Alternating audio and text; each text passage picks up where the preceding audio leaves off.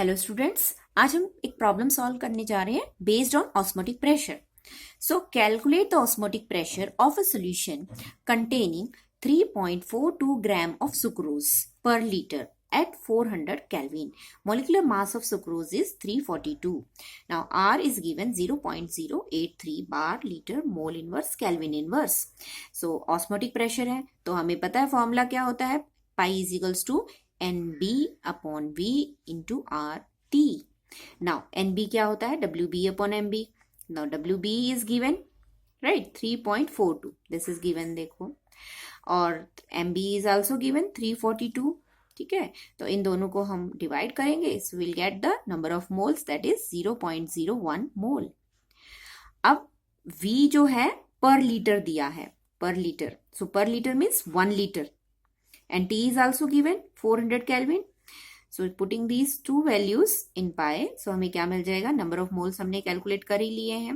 V हमारा 1 है और R 0.083 and T is what, 400 Kelvin. Solving this, we'll get the pi 0.332 bar. Okay. Now let us study abnormal molecular mass.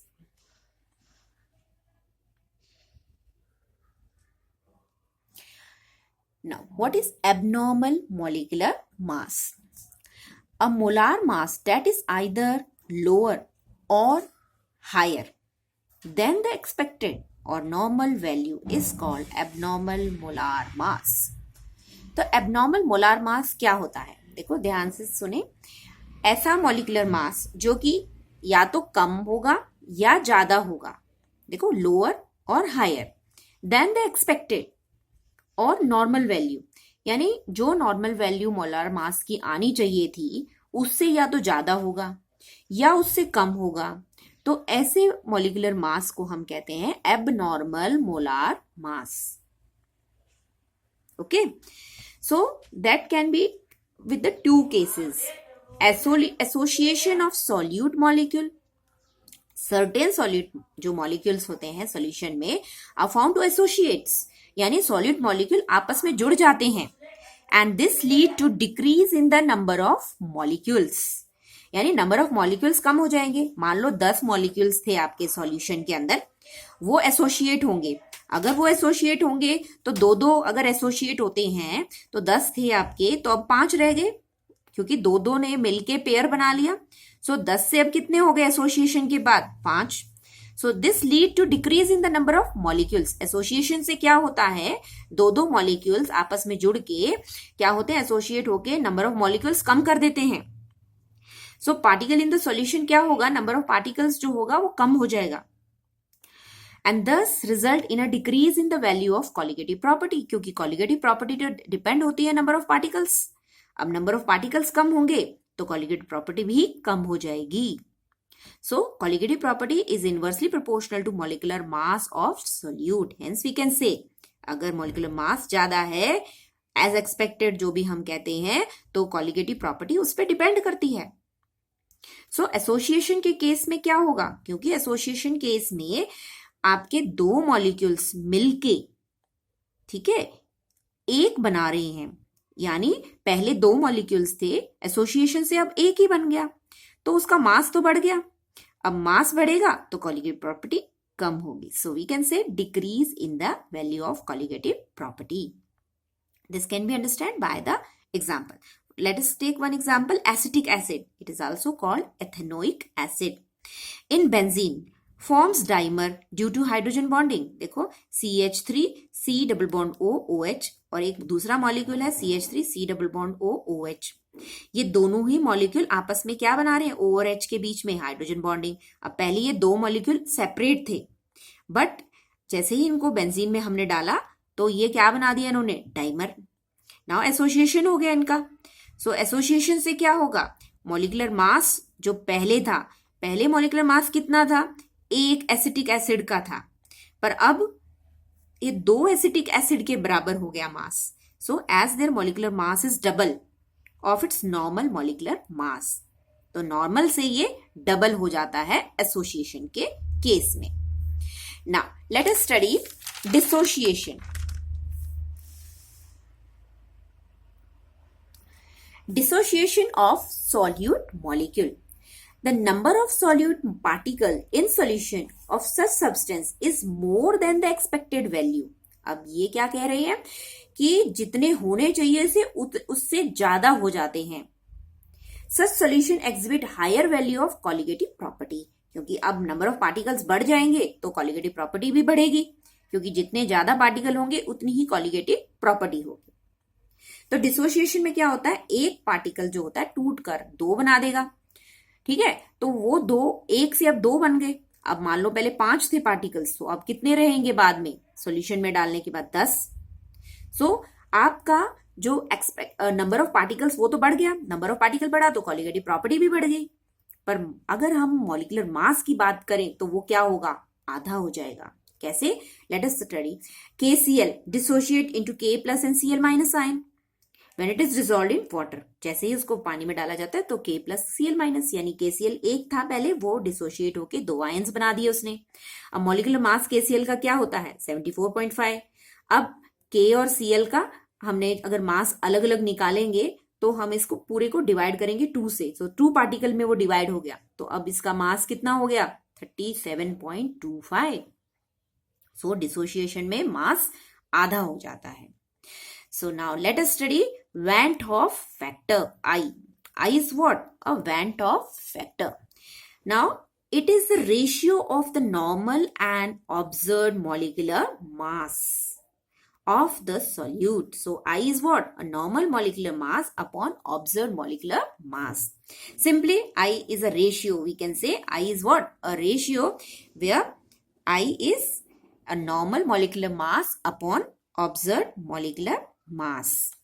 Now in case of association and dissociation I क्या होगा, क्योंकि association में हमें पता है कि ऑब्जर्व मास हमेशा normal मास से ज्यादा होता है और डिसोसिएशन में ऑब्जर्व मास कम होता है नॉर्मल मास से. सो अगर नॉर्मल मास, अगर ऑब्जर्व मास, नॉर्मल मास मतलब जो था उसका पहले, और ऑब्जर्व मास एसोसिएशन यानी जुड़ने के बाद मिला, और डिसोसिएशन में वो टूटने के बाद मिला. तो एसोसिएशन में क्या होगा, I will be less than 1, क्योंकि ऑब्जर्व ज्यादा है और नॉर्मल कम है. तो अगर ऊपर कम है नीचे ज्यादा है तो आई का वैल्यू जो हमेशा लेस देन 1 ही आएगा, और अगर ऊपर ज्यादा है और नीचे कम है तो आई जो होगा मोर देन 1 होगा.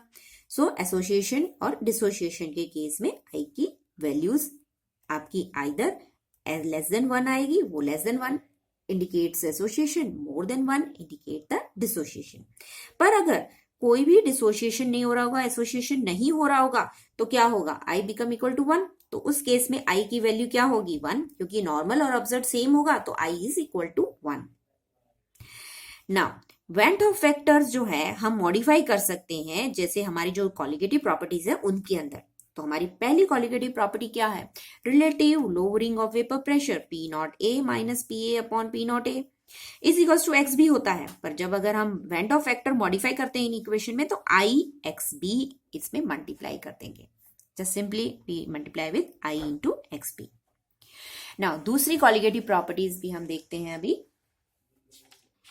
सो दूसरी आपकी कॉलिगेटिव प्रॉपर्टी है elevation in boiling point. Now delta TB is equals to KB into M होता है. तो अगर हम मॉडिफाई कर रहे हैं Van't Hoff फैक्टर डालें तो I KB into M. Now depression of freezing point delta TF is equals to I KF into M. Osmotic pressure की बात करें तो pi is equals to I N R T upon V और I C R T.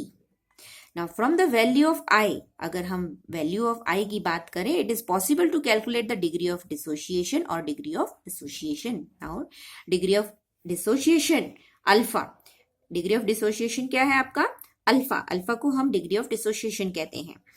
So that is formula क्या है उसका I minus 1. तो I की वैल्यू से हम dissociation भी निकाल सकते हैं, तो उसके फॉर्मूला क्या होगा I minus 1 upon M minus 1.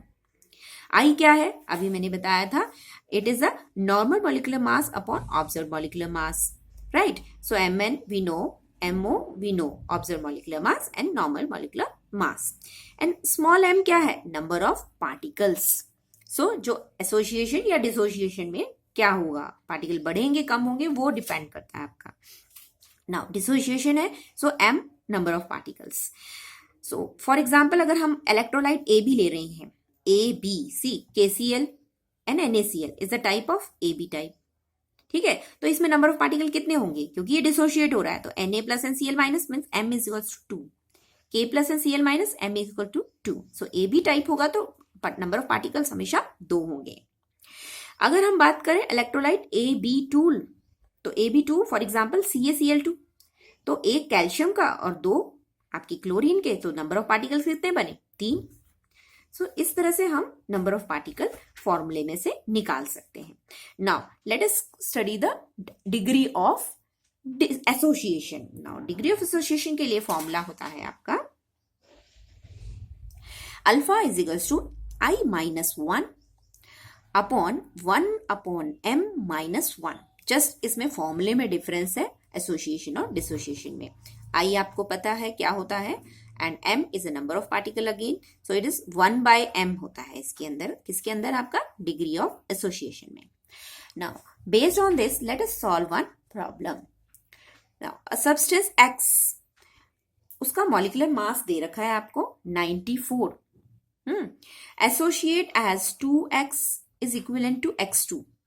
Now when dissolved in CCl4, जब एक सब्सटेंस X है जिसको हमने किस में डिसॉल्व किया है, CCl4 में, so if 10 gram of X is dissolved in 2 kg of CCl4, ध्यान दें कितना, 10 ग्राम of X, so 10 ग्राम क्या है उसका, WB होता है, mass of solute in 2 kg of CCl4, तो CCl4 यहां आपका सॉल्वेंट है, तो ये 2 kg क्या हुआ आपका, यानी mass of solvent.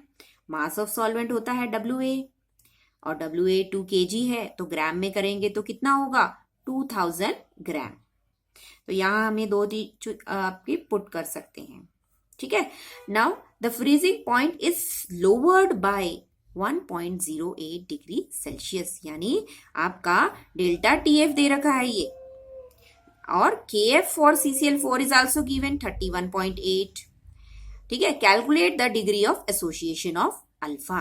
Now degree of association के लिए फॉर्मूला तो हमें पता ही है, ठीक है, पर उससे पहले हमें क्या निकालना पड़ेगा, मॉलिक्यूलर मास निकालना पड़ेगा, यानी ऑब्जर्व्ड मॉलिक्यूलर मास, क्योंकि I के लिए हमें क्या चाहिए, नॉर्मल मॉलिक्यूलर मास तो दे रखा है आपको, I निकालने का है तो हमें ऑब्जर्व मॉलिक्यूलर मास भी चाहिए। सो ऑब्जर्व मॉलिक्यूलर मास जो आपको ये सब आपको दे रखी है वैल्यूज, उनमें से निकलेगा। तो फॉर्मूला हमें पता है, क्योंकि यहाँ KF है तो हम डेल्टा TF वाला फॉर्मूला यूज करेंगे। So MB is equals to KF into WB into 1000 upon delta TF into WA। यहाँ WB मैंने बताया आपको 10 ग्राम दे रखा है, WA 2000 दे रखा है, 1000 को 1000 लिखेंगे, KF की वैल्यू दे रखी है आपकी, delta TF is also given, इसको सॉल्व करेंगे तो 147.2 आपका मॉलिक्यूलर मास आ जाएगा। So this is what a observed molecular mass. और आपका जो 94 है वो क्या दे रखा है, नॉर्मल मॉलिक्यूलर मास।